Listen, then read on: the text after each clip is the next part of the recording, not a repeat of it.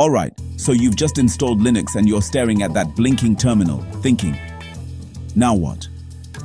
It can feel a bit intimidating at first, but trust me, you're about to unlock a whole new world of possibilities. Don't worry, I've got you. In the next 2 minutes, I'll walk you through the 20 essential Linux commands every beginner should know. These are the building blocks that will help you feel right at home in the Linux environment. First up, let's start with navigation. Knowing how to move around your system is key. pwd shows you where you are. ls lists your files. These two commands are your compass and your map.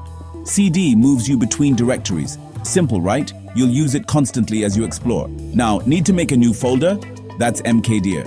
Organizing your files becomes a breeze. Want to create a new file? Try touch. It's perfect for quickly setting up blank files. Accidentally made a file? Use rm to delete it or rmdr for folders. Just be careful. There's no recycle bin here. Let's get sneaky. cp copies files, letting you duplicate important documents or backups in seconds, while mv moves or renames them. It's like digital rearranging. Super handy for staying organized. Lost? Man plus any command like man ls brings up the manual page. It's your built-in help system. Need to see what's inside a file? Use cat.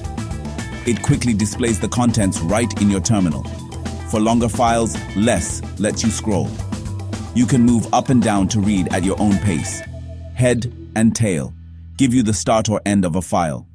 Super handy for logs or checking recent changes.